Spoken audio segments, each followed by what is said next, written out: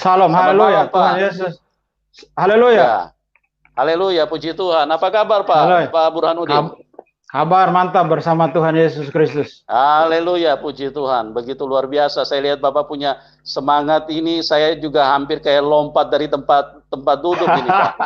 Ya, begitu luar biasa Bapak punya semangat. Iya, ya. Amin. Pak, ini teman-teman sudah banyak yang menunggu kita, Pak. Ya, Siap, apa yang telah terjadi dengan kehidupan Bapak, Bapak bisa siap. saksikan supaya kita semua diberkati Tuhan. Ya, Amin. terima kasih buat kemurahan hati Bapak yang mau hadir dan mau bersaksi. Oke, waktu dan tempat saya serahkan kepada Bapak Burhanuddin Haji Usman. Silakan, Pak. Haleluya, Tuhan Yesus memberkati kita.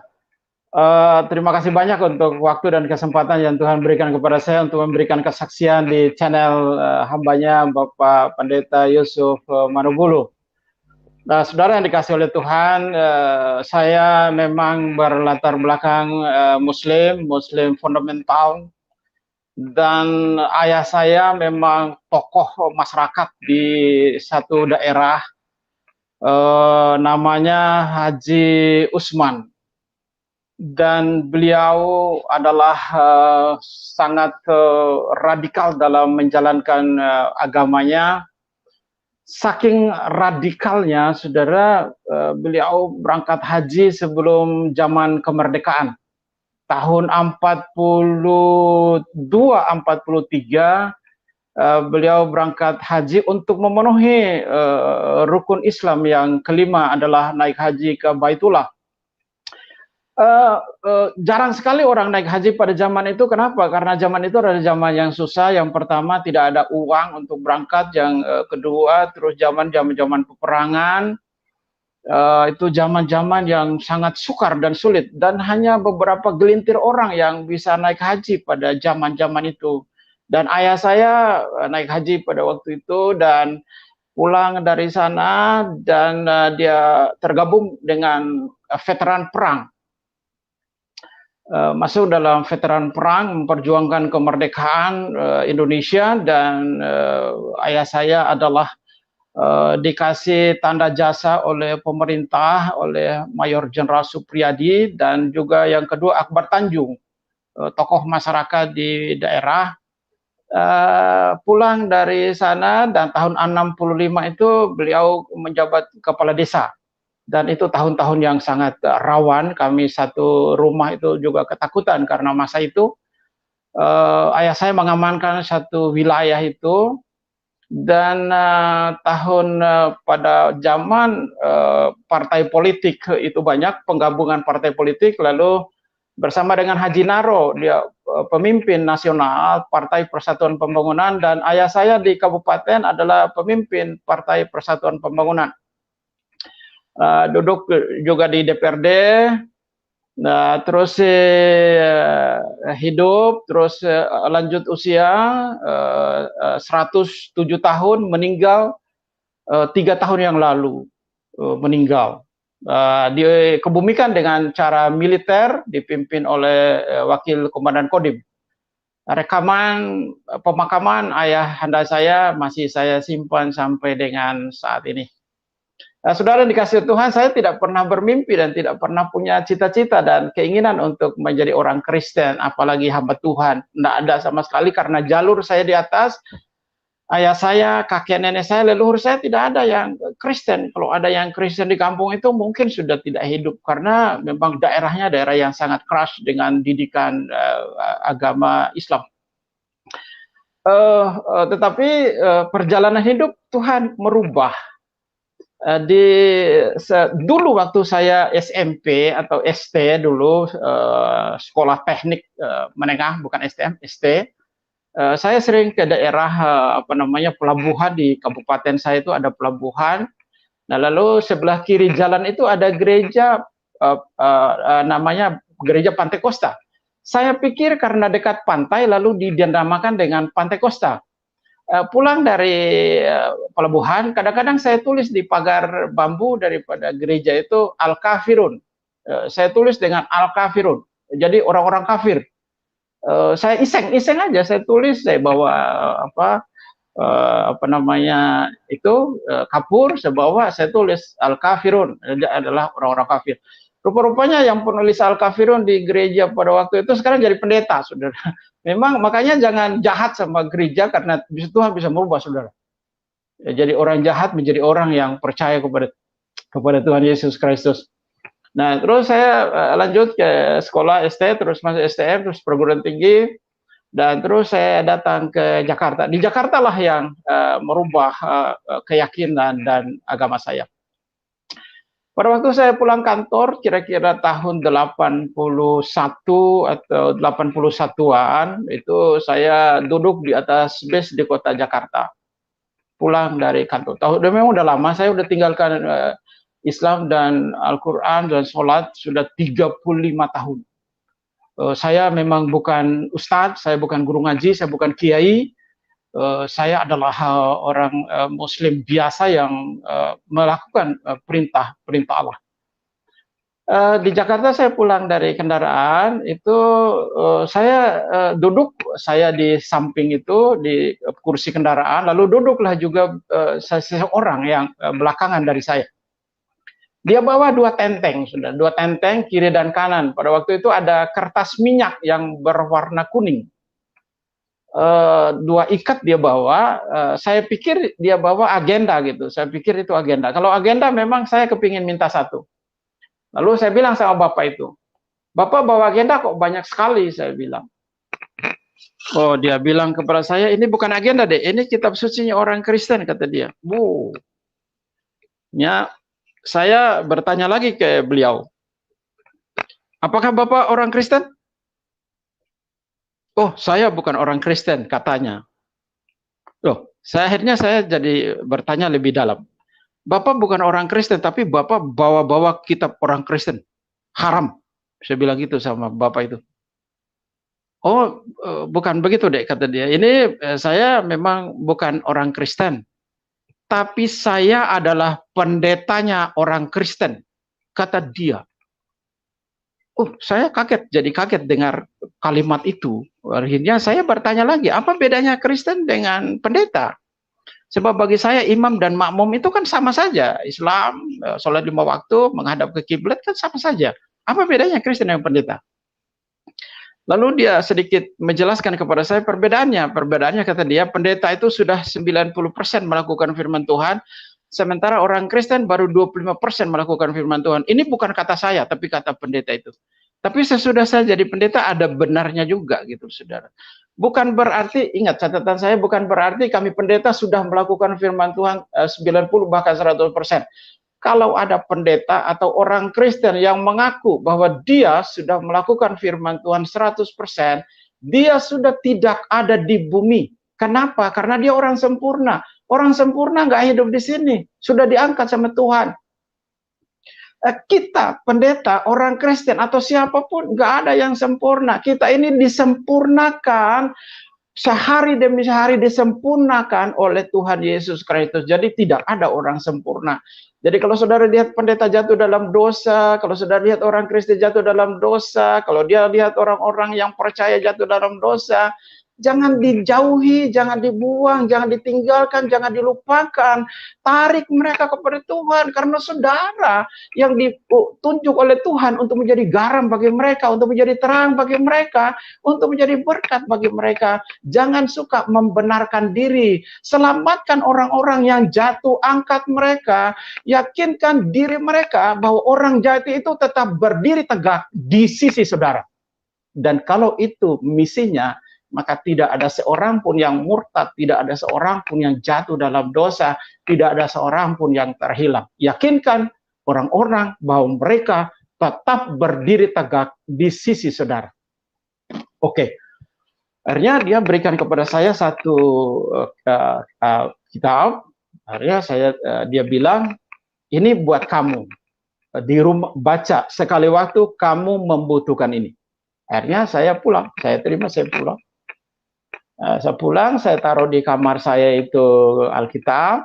2 minggu sesudah itu saya penasaran ingin membacanya. Apa isi kitab ini?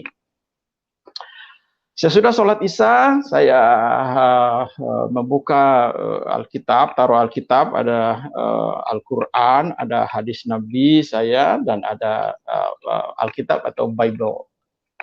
Al-Quran saya sudah hafal, tetapi ingat saudara, saya sudah melupakan hafal ayat-ayat Al-Quran. Dulu sih saya memang jago hafal ayat-ayat Al-Quran, sekarang sih sudah lupa karena sudah 35 tahun. Tetapi masih ada beberapa ayat-ayat Al-Quran yang saya masih hafal secara jelas dan sempurna. Contoh surat Al-Fatihah, A'udzubillahi minasyaitonirrajim, Bismillahirrahmanirrahim, Alhamdulillahirabbil alamin, Arrahmanirrahim, Maliki yaumiddin, Iyyaka na'budu wa iyyaka nasta'in, Ihdinas siratal mustaqim, siratal ladzina an'amta 'alaihim ghairil maghdubi 'alaihim waladdallin. Surat An-Nas, surat terakhir dari surat Al-Quran, itu saya juga masih hafal. Bismillahirrahmanirrahim, Qul a'udzu birabbin nas, malikin nas, ilahin nas, min syarril waswasil khannas, allazi yuwaswisu fi sudurin nas minal jinnati wan nas. Ada lagi beberapa surat saya masih hafal. Memang sukar untuk melupakan hafalan-hafalan itu, Saudara. Padahal saya sudah tidak menggunakannya sudah 35 tahun. Jadi memang susah. Saya pernah dilayani pelepasan supaya saya ingin dilepaskan dari ayat-ayat ini, tapi tidak bisa, sampai sekarang, saudara. Tapi saya tidak lagi melakukannya. Saya mengucapkannya doa Bapa kami setiap hari dalam hidup saya. Akhirnya saya buka apa isinya Bible ini. Saya buka dengan kalimat Bismillahirrahmanirrahim. Saya membuka Bible dengan kalimat Bismillah. Lalu saya melihat satu kalimat besar di dalam lembaran di depan, ada tulisan besar, Kejadian. Saya baca Kejadian itu huruf perikopnya Kejadian. Saya kaget, saudara. Kenapa saya kaget? Saya pikir dalam hati saya, ini kejadian apa ya? Kok ada kejadian? Mestinya kan kitab suci itu penulisnya ada, siapa, tahun berapa, di mana diturunkan, dan segala macam. Kan itu mesti ada. Tetapi ini kok Kejadian. Karena judul itu aneh bagi saya, akhirnya saya baca itu isinya Kejadian itu. Sesudah saya membaca Kejadian itu, begitu terbelalaknya saya dan menemukan sesuatu yang belum pernah saya ketemukan di dalam kitab saya, Al-Quran. Belum pernah. Apa yang belum pernah saya ketemukan adalah Alkitab ini menceritakan bahwa Tuhan menciptakan hari pertama, apa hari kedua, apa hari ketiga, apa hari keempat, apa hari kelima, apa. Itu diceritakan secara jelas. Al-Quran tidak menjelaskan bahwa Allah menciptakan hari pertama apa, hari kedua apa, hari ketiga apa, tetapi Al-Quran hanya menjelaskan bahwa Allah menciptakan manusia pada 6 masa. Jadi tidak ada penjelasan yang rinci di dalam Al-Quran. Jadi dalam Bible ini saya menemukan penjelasan yang rinci. Oh, saya pikir begitu saya selesai baca, saya pikir, oh, kalau begitu rupa-rupanya kita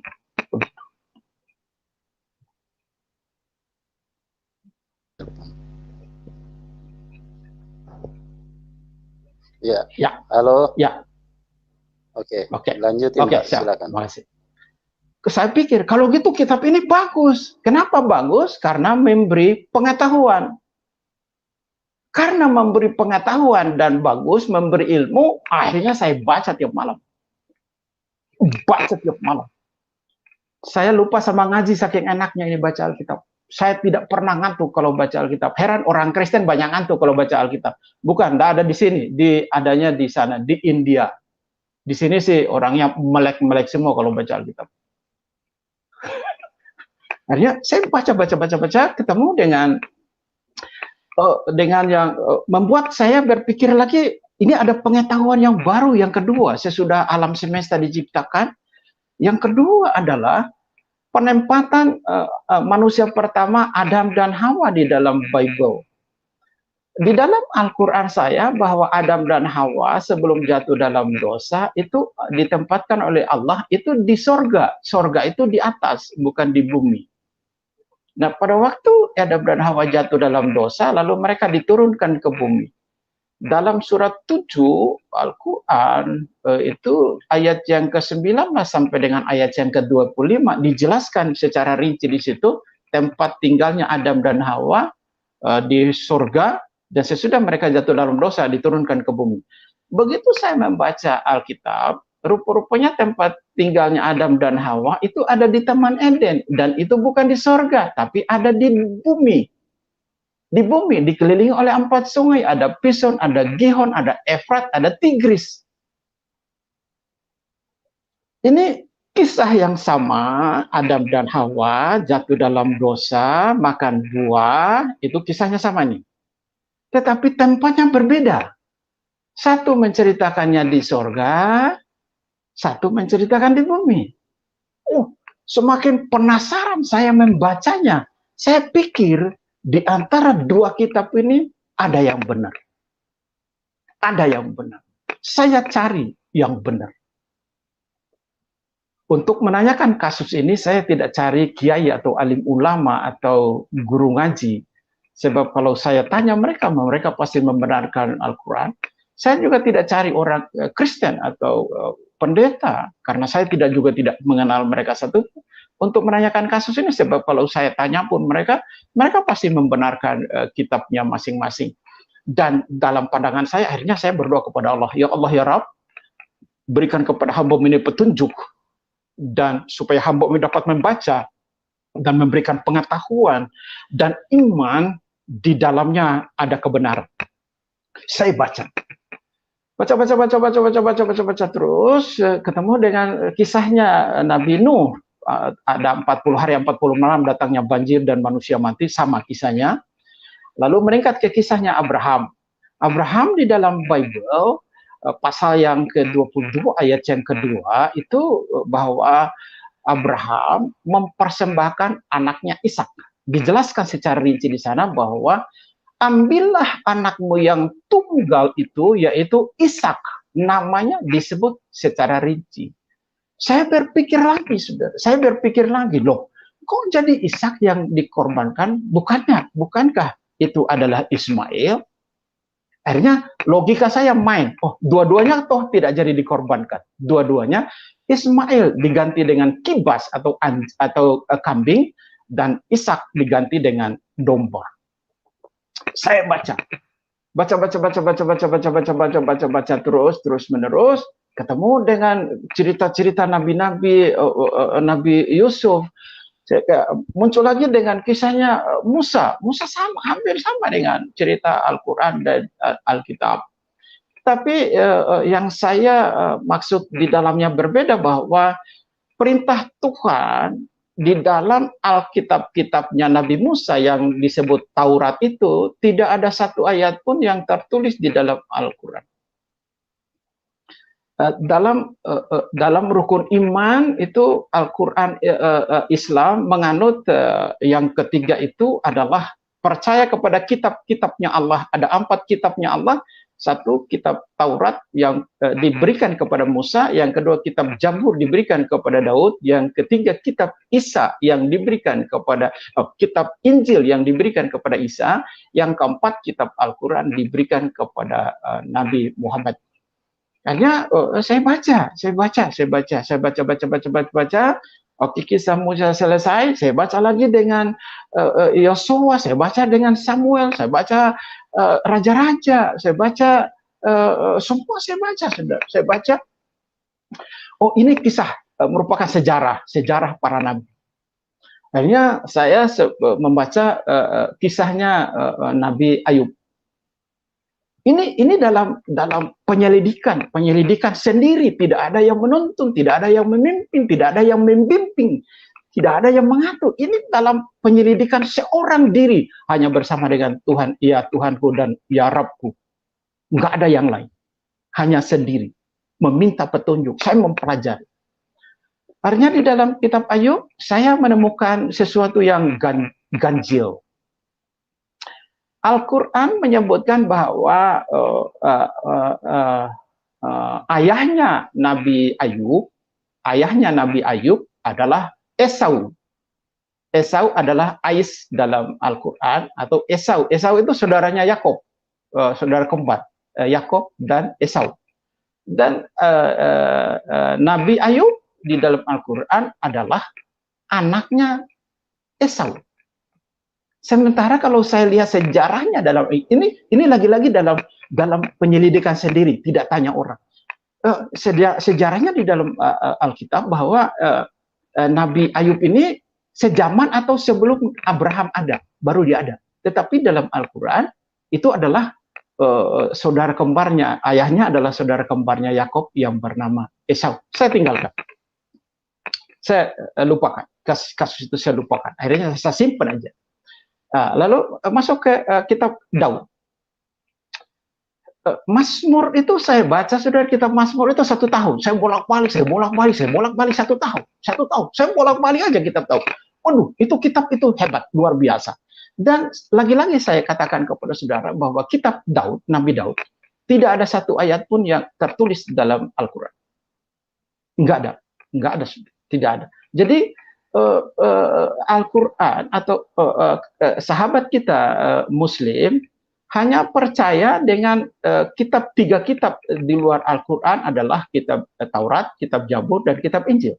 Tapi isi daripada Taurat tidak ada, isi daripada Zabur tidak ada, isi daripada Injil itu tidak ada. Baca, ini begitu hebatnya ini Mazmur. Lalu saya baca lagi, ada kitab nabi-nabi di dalamnya, Yesaya, Yeremia, Yeskiel, Daniel, Hosea, Yoel, Nahum, Obadya, Mika, Habakuk, Jefanya, Hagai, Yunus, Zakaria. Selesai perjanjian lama dalam masa 3 atau 4 tahun. Selesai. Ini sendiri, belum ada. Saya belum bertanya orang, saya tidak tanya orang, belum. Karena di dalam hati dan pikiran saya masih menemukan sesuatu kebenaran. Makanya saya baca terus, saya selidiki terus. Ini masuk dalam perjanjian baru. Kitab Matius, mukjizat yang Yesus kerjakan itu hebat, memang itu hebat. Mukjizatnya luar biasa. Saya membaca di Matius pasalnya yang ke-28 ayat yang ke-18. Disebutkan di sana sebelum Isa atau Yesus Kristus naik ke surga, beliau berfirman. Dalam pasal Matius 28 ayat 18, kepadaku telah diberikan segala kuasa di surga dan di bumi. Perkataan Yesus Kristus ini diaminkan kembali oleh Nabi Muhammad yang lahir, yang ada 600 tahun sesudah Isa naik ke surga. Allah Ta'ala berfirman kepada hambanya Nabi Muhammad di dalam surat 3 Ali Imran 45, demikian, Isabnu wajhah fid dunya wal akhirah. Artinya, sesungguhnya Isa putra Maryam, dialah yang terbesar di dunia dan di akhirat. Nyambung antara perkataan Allah lewat Rasulnya Nabi Muhammad di dalam Ali Imran 3 ayat yang ke-45 dengan Matius pasal yang ke-28 ayat 18 menuju kepada satu orang, yaitu Isa Al-Masih atau Yesus Kristus. Saya mendapatkan titik poin. Oh, berarti ini satu nama. Oke, lanjut. Saya baca kitab Markus. Oh, luar biasa juga. Saya baca kitab Lukas. Hebat. Lalu saya baca lagi kitab Yohanes. Kitab Yohanes telah membuka pemahaman saya tentang Yesus Kristus yang adalah Tuhan yang benar. Yang pertama saya baca. Ini masih baca sendiri, masih menyelidiki sendiri. Belum ketemu dengan siapapun dan saya nggak mau cerita dengan siapapun. Saya hanya dengan Allah ya Rabb saya. Yohanes pasal 1 ayat yang pertama dan ayat yang kedua dan ketiga dijelaskan di situ. Pada mulanya adalah firman, firman itu bersama-sama dengan Allah dan firman itu adalah Allah. Segala sesuatu diciptakan oleh Dia, tanpa Dia tidak ada sesuatu pun yang diciptakan. Jadi Yesus di situ adalah firman. Dan ayatnya yang ke-14 berkata, firman itu telah menjadi manusia. kun fayakun. Jadilah dia menjadi manusia. Kalimat dengan kalimat kun, hanya dengan kalimat kun oleh Allah Ta'ala, maka jadi. Kun fayakun. Oh, rupanya ini yang disebut itu. Nah, sebelum saya lanjut lagi membaca, saya buka lagi di dalam Al-Zukhruf surat 43 Al-Zukhruf 61. Saya combine dengan Yohanes 1 ayatnya yang pertama dan ayatnya yang kedua dan 14.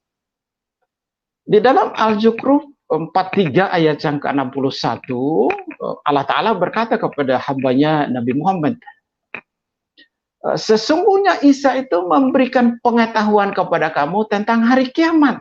Jangan kamu ragukan tentang kiamat itu, ikutlah aku dan inilah jalan yang lurus. Saya jadikan satu antara perkataan Yohanes pasal 1 ayat 1, 2 dan ayat 14 dengan Al-Quran 43 Al-Zukhruf 61. Kok Isa yang tahu hari kiamat? Kenapa bukan Nabi Adam? Kenapa bukan Nabi Ibrahim? Kenapa bukan Nabi Daud? Kenapa bukan Nabi Musa? Kenapa bukan nabi-nabi yang lain? Atau kenapa bukan nabi besar saya Nabi Muhammad? Karena beliau adalah nabi besar bagi umat Islam. Dan juga bagi saya pada waktu itu nabi besar. Nah, kenapa tidak diberikan kepada nabi saya nabi besar? Hal untuk mengetahui hari kiamat. Kenapa Isa? Kenapa hanya Isa yang tahu hari kiamat? Kenapa bukan nabi yang lain? Dari sinilah saya berpikir, oh rupanya Isa tahu hari kiamat. Kalau kita jadikan satu dengan Yohanes pasal 1 ayat 1 sampai dengan ayat yang ke-14, genaplah. Pada mulanya adalah firman, firman itu bersama-sama dengan Allah, dan firman itu adalah Allah. Tidak boleh nabi yang tahu hari kiamat. Nggak boleh nabi tahu hari kiamat. Yang tahu hari kiamat cuma Allah, nggak boleh manusia. Kalau nggak boleh manusia, tapi kenapa Isa Al-Masih tahu hari kiamat? Berarti mikir. Kita mikir, siapa Isa itu? Siapa Isa itu sehingga dia harus tahu hari kiamat? Nggak boleh nabi, saudara. Nabi besar aja tidak dikasih tahu, apalagi nabi biasa. Tapi kenapa Isa? Jadi mikir. Mikir saya, mikir juga saudara. Kenapa Isa yang tahu hari kiamat? Oh, saya menemukan sesuatu di dalam hati dan pikiran saya. Saya baca lagi di dalam Injil Yohanes pasal 14 ayatnya yang pertama sampai dengan ayatnya yang ke-6. Tuhan Yesus berkata Yesus Kristus berkata di sana, jangan gelisah hatimu, percayalah kepada Bapa dan juga percaya kepadaku. Di rumah Bapakku banyak tempat, kalau tidak aku tidak mengatakan kepadamu, sebab aku pergi ke sana untuk menyediakan tempat bagi engkau. Sesudah aku pergi, aku akan datang kembali menjemput kamu, supaya di mana aku berada, kamu pun berada. Ayat 6 berkata, akulah jalan dan kebenaran dan hidup, dan tidak ada seorang pun yang sampai kepada Bapa kalau tidak lewat aku. Saya menemukan lagi, ini yang saya cari. Dalam hati saya, ini yang saya cari. Kenapa ini yang saya cari? Saya adalah manusia berdosa. Saya memerlukan orang saleh, saya memerlukan orang suci, saya memerlukan seseorang untuk membawa saya ke surga. Kalau cuma dengan ibadah saya, iman saya, yang saya lakukan dalam hari-hari saya, rasa-rasanya saya nggak mungkin masuk surga. Di dalam cerita agama saya Islam, Nabi Adam saja satu dosanya cuman makan buah kuldi, dibuang ke bumi, dilempar, dikeluarin dari surga. Saya banyak dosanya mau masuk surga, mimpi kali.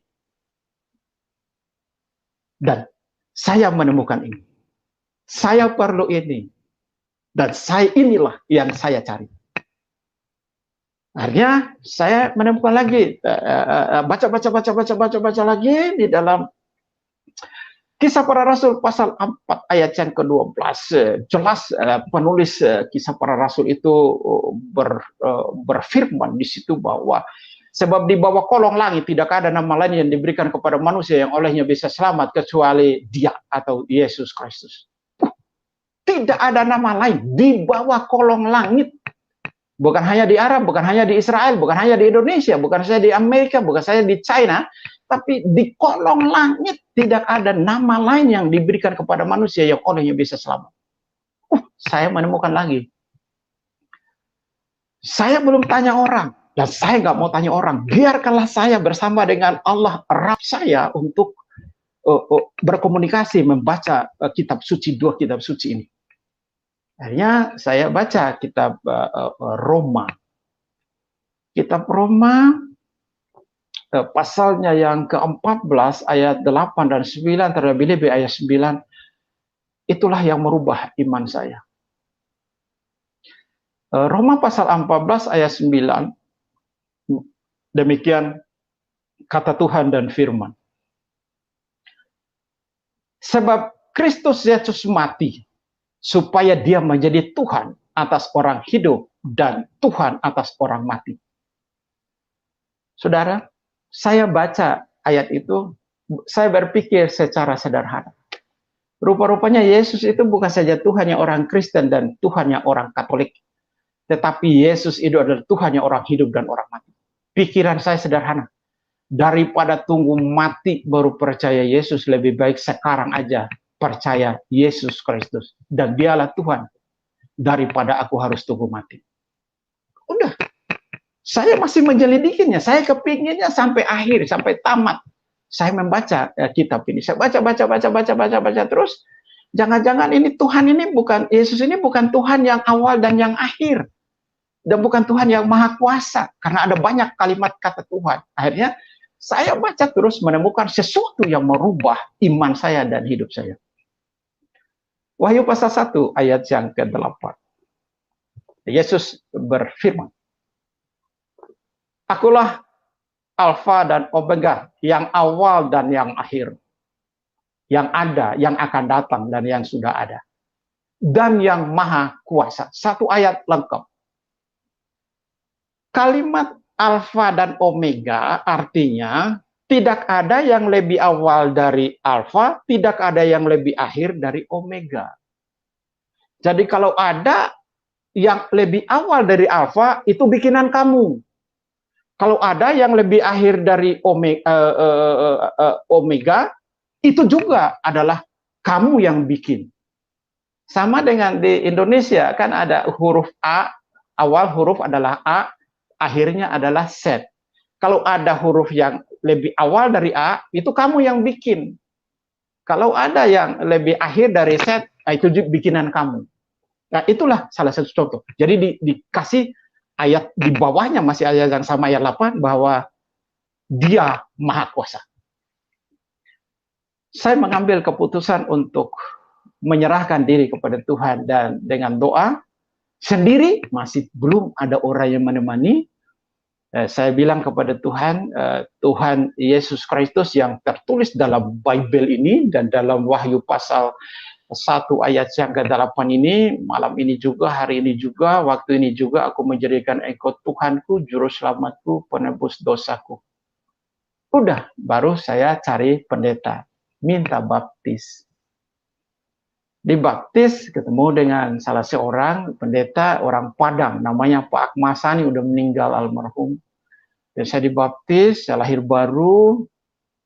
3 tahun sesudah itu saya nikah dengan seseorang. Nah, istri saya 1 sampai dengan saat ini, anak saya 1. Saya punya kakak ipar orang Batak, marga Simorangkir. Beliau adalah pejabat tinggi negara di pemerintahan yang SBY dan juga pemerintahannya sekarang. Simorangkir, kakak ipar saya. Itu kesaksian saya pindah agama jadi Muslim ke Kristen. Nah, saya ada tambah 2 kesaksian yang saya ingin sampaikan kepada saudara. Satu waktu tahun 2000 saya diutus Tuhan untuk pelayanan ke negara bagian Victoria di Australia. kota Melbourne bersama dengan seorang Pak Obed yang mengutus saya untuk melayani di Melbourne.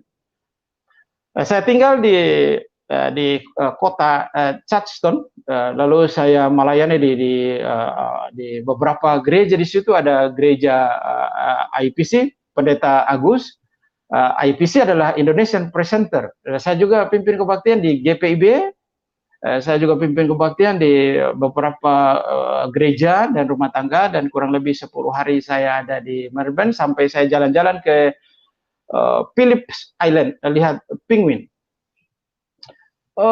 Menjelang saya kembali ke Indonesia, itu ada seminar Islamologi malam hari, dan saya akan besok akan kembali ke Jakarta.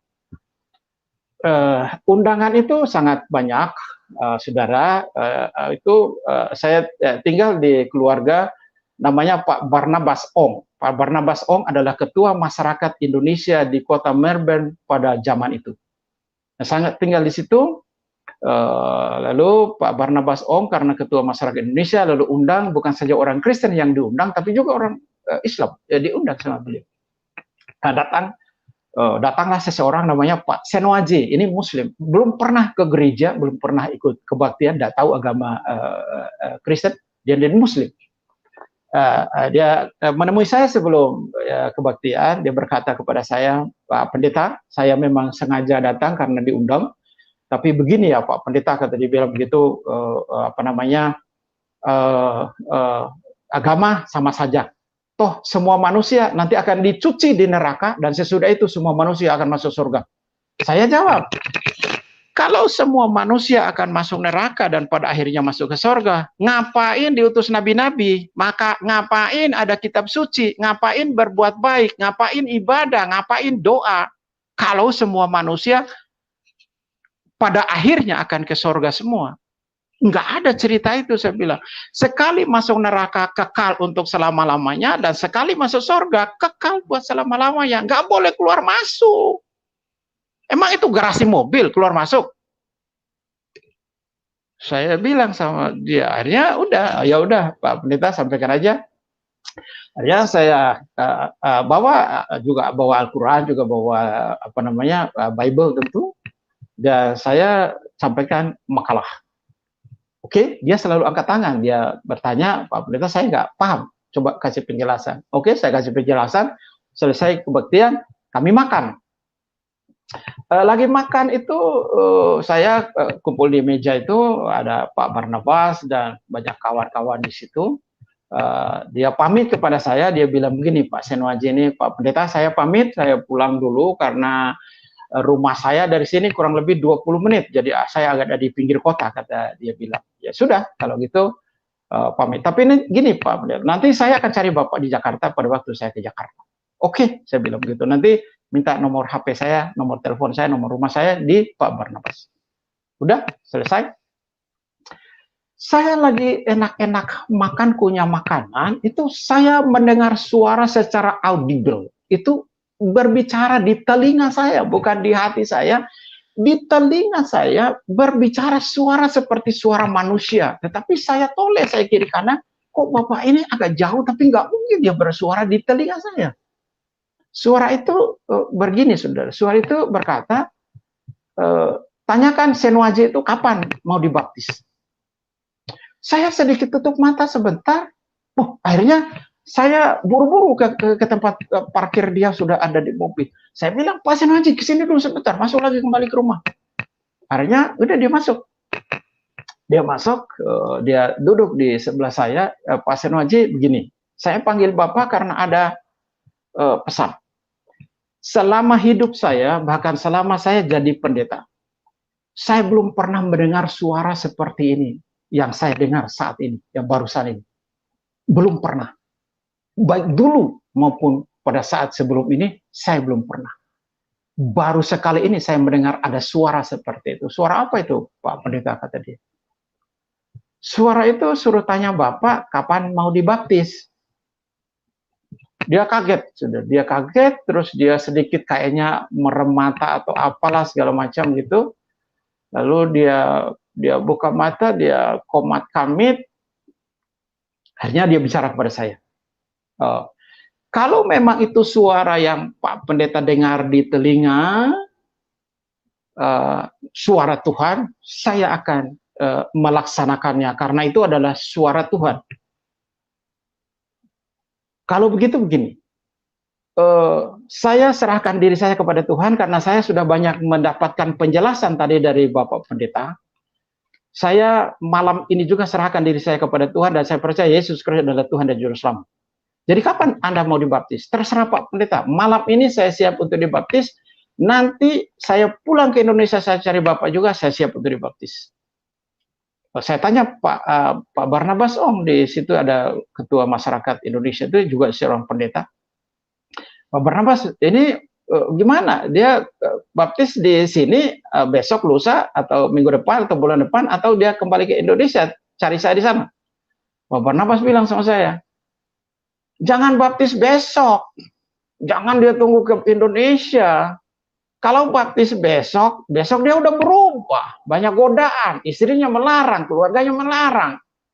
Nanti banyak sekali godaannya, banyak sekali hambatannya. Kalau memang dia hari ini, malam ini juga dibaptis, kita baptis malam ini, kata dia. Akhirnya isi baptis, saya baptis itu malam. Luar biasa, itu mungkin dalam sejarah hidup saya tidak akan pernah lupa sampai saya mati. Bahwa saya mendengar suara Tuhan, dan orang yang saya layani pertama kali dia ibadah, dan hari ini juga dia menyerahkan diri kepada Tuhan, malam itu juga dia dibaptis. Saya punya keponakan, kalau saudara ada Facebook, itu ada Biong di Facebook, itu ponakan saya tinggal di sana, saya memantau iman dari Senoaji itu lewat ponakan saya selalu bertanya, gimana dengan Senoaji? Oh, setia sama Tuhan, kata satu keluarga, hebat, luar biasa. Dan hari ini saya mau katakan kepada saudara, kalau saudara mendengarkan suara Tuhan malam hari ini, baik lewat pendeta, lewat renungan, lewat khotbah, lewat live, lewat channel, lewat firman, lewat video, lewat kaset, jangan keraskan hatimu. Karena kita tidak tahu besok terjadi apa. Kalau kita masih hidup, puji Tuhan. Kalau kita tidak ada lagi, bekal apa untuk ke sana. Percaya Yesus Kristus Tuhan dan Juru Selamat. Itu kisah pelayanan. Sekarang masih ada waktu sedikit. Saya menceritakan tentang perbuatan Tuhan atas diri saya sendiri, atas diri saya. Saudara, saya adalah hamba Tuhan yang dikenal oleh orang, nggak dikenal semua sih. Saya tidak dikenal orang, hanya ada beberapa gelintir orang yang tahu saya bahwa saya adalah hamba Tuhan yang suka mengusir setan dan suka menyembuhkan penyakit gitu. Saya memang punya karunia itu. Mudah-mudahan saya tetap ada di dalam karunia itu. Satu waktu saya kena sakit dan penyakit yang agak lumayan parah. Alat tester saya membengkak, alat reproduksi itu membengkak, itu 2 kali mungkin lebih besar dan saya tidak bisa pakai celana dalam. Saya mau maaf bahasa saya yang menyangkut hal-hal di bagian dalam. Saya nggak bisa pakai celana dalam. Lalu akhirnya pada hari Jumat itu saya dilarikan ke rumah sakit oleh istri saya dan diperiksa oleh dokter dan difoto. Di dalamnya itu ada daging, di antara 2 telur kiri dan kanan ada daging tumbuh seujung kelingking. Jadi kelihatan warna putih, ada daging dan itu membengkak. Dokter berkata kepada saya, Pak Burhanuddin, besok hari Sabtu Bapak dioperasi. Saya bilang, jangan operasi saya hari Sabtu, operasi saya hari Senin. Loh, emang kenapa? Hari Minggu sore saya pimpin kebaktian, Pak. Oh, pimpin kebaktian. Bapak ini Burhanuddin, pimpin kebaktian. Bapak ini pendeta atau romo, kata dia. Atau ustadz. Saya jawab, masa ustadz pimpin kebaktian? Saya pendeta. Oh, dokter begitu bangganya dengan saya. Dia bilang, selama hidup baru kali ini saya dengar ada nama pendeta Burhanuddin. Kita satu Tuhan, tapi tidak satu gereja. Saya Katolik, Bapak Protestan. Saya senang sama Bapak. Dan saya tidak mau Bapak cepat mati, kata dia. Emang kenapa, Pak? Kok saya bisa cepat mati? Ini penyakit yang sangat rawan. Kalau Bapak berjalan, paha menjepit, ini bisa pecah di dalam. Kalau masuk ke ginjal akan rusak. Kalau masuk ke usus, mungkin seminggu Bapak mati. Nah, saya tidak izinkan Bapak untuk turun jalan. Kalau mau buang air kecil, pakai pispot aja, kata dia. Tetapi saya harus pimpin kebaktian. Itu, saudara tahu, kebaktian itu, kebaktian di gereja di daerah Senen, Keramasoka nomor 4. Itu kebaktian umum jam 5 sore dan plus kebaktian orang-orang sakit. Pak dokter bilang sama saya, kalau begitu hari Minggu pagi habis pulang gereja saya datang ke Bapak, cek kesehatan Bapak, kalau tidak izinkan saya untuk datang pimpin kebaktian, jangan coba-coba, kata dia, wakilkan aja kepada orang lain. Akhirnya hari Minggu dia datang, cek saya, dia bilang, saya tidak izinkan Bapak untuk pimpin kebaktian, wakilkan aja. Saya bilang, tidak boleh, saya sudah didoakan untuk pimpin kebaktian. Akhirnya, dia keluar, saya tanda tangan surat pernyataan, saya kontak pendeta yang koordinator pelayanan di gereja sana, Pak Pendeta tolong jemput saya di rumah sakit, saya sakit. Oh iya, Bapak pimpin kebaktian. Saudara, saya pergi pimpin kebaktian, itu masih ada jarum infus nempel di lengan saya. Saya nggak bisa pakai celana dalam. Saya naik jalan udah ngangkang. Mereka nyanyi kira-kira 45 menit. Saya khotbah juga kira-kira 45 menit. Setelah saya khotbah, saya bilang sama Tuhan, Tuhan biar hambamu ini mendoakan mereka aja dari mimbar. Tapi hati kecil saya tidak. Saya harus mendoakan mereka. Saya turun dari mimbar, doakan satu-satu. Saya mendoakan satu-satu. Selesai kira-kira jam 10, jam 11 malam. Itu kebaktian jam 5. Saya mendoakan semua, satu-satu. Saya diantar pulang, sampai di rumah sakit jam setengah 12 malam, saya cuci muka, saya jam 12 tengah malam, saya berdoa kepada Tuhan demikian. Tuhan Yesus, aku adalah hambamu. Kalau boleh, dan berkenan kepada engkau, nyatakanlah dirimu lewat hambamu ini, dan sembuhkanlah hambamu dengan sakit hambamu dengan caramu. Tidak dengan operasi, tapi dengan caramu. Dalam namamu, amin. Selesai, saya tidur. Dan di dekat rumah sakit ada masjid. Jam 4 mereka sudah ada pengaji, jam setengah 5 ada azan, Allahu Akbar, Allahu Akbar, mereka azan, saya bangun. Nah, pada waktu saya bangun, saya pegang, saya punya alat tester. Kempes. Tadi kemarin tuh membengkak, sekarang kempes. Saya pencet, nggak sakit. Kalau kemarin, jangan dipencet, dipegang aja, itu sakit. Saya buka, saya punya sarung. Oh, puji Tuhan, hilang. Saya bangunin istri saya, Mam, hilang, saya bilang gitu. Istri saya kaget, apa yang hilang, Pak? Istri saya pikir ada barang yang hilang, bukan barang. Ini penyakit hilang. Masa, kata istri saya. Akhirnya dia bangun, dia buka sarung saya, iya puji Tuhan, kata dia. Lalu dokter datang jam 8, rencana operasi saya. Dokter bilang, Pak Pendeta siap untuk dioperasi? Saya jawab, sebelum Bapak dorong ke meja operasi, periksa kembali kesehatan saya. Ada yang aneh, saya bilang. Oh, apa itu yang aneh, kata dok. Dia buka sarung saya, barang itu kemana, Pak Pendeta, kata dia. Dokter sebutkan dengan kata barang. Saya difoto, jam 4 sore, dokter datang, dia bilang sama saya, Pak Pendeta, daging yang tumbuh itu sudah nggak ada. Jadi Bapak tidak jadi dioperasi. Bapak pulang aja, kata dia. Luar biasa, mukjizat Tuhan terus terjadi dalam kehidupan kita. Benar kata Alkitab. Tuhan Yesus tidak hanya sejauh doa. Berdoa aja sama Tuhan. Anda sakit, Tuhan sembuhkan. Anda punya beban, Tuhan melepaskan. Anda lemah, Tuhan menguatkan. Tetap setia kepada Yesus Kristus. Apapun yang terjadi, jangan tinggalkan Tuhan Yesus Kristus dalam hidup kita. Dia adalah Tuhan yang awal dan yang akhir. Dan dialah juru selamat kita, penebus dosa kita. Tuhan Yesus memberkati kita. Haleluya. Saya serahkan kembali kepada hambanya Bapak Yusuf Manubur. Salam. Oke, puji Tuhan. Luar biasa sekali Tuhan Yesus yang telah melakukan karyanya, yang telah menunjukkan terangnya yang ajaib, sehingga Pak Burhanuddin bisa diselamatkan. Dan itu adalah satu berkat yang begitu luar biasa bagi siapapun. Bagi siapapun. Ya, kalau kita mau buka hati, ini adalah kasih karunia Tuhan yang ditawarkan kepada setiap manusia. Supaya kita tidak binasa, tapi beroleh kehidupan yang kekal. Dan bukan Amin. hanya itu, penyertaan Tuhan juga begitu sempurna yang sudah disaksikan oleh Bapak Burhanuddin tadi, bahwa pada saat beliau mengalami sakit yang parah, yang seharusnya dioperasi, tapi kalau kita percaya kepada Tuhan, kita serahkan semua kepada Tuhan, maka Tuhan Yesus penyertaannya juga sempurna di dalam hidup kita. Begitu Amin. dahsyat, Haleluya. begitu dahsyat, begitu hebat, ya. Tuhan yang kita percayai adalah Tuhan yang sangat nyata, Tuhan yang sangat real, Tuhan yang bukan hanya tertulis di dalam sebuah buku, tapi Tuhan yang hidup. Jadi kehidupan Tuhan itu dinyatakan lewat kehidupan kita.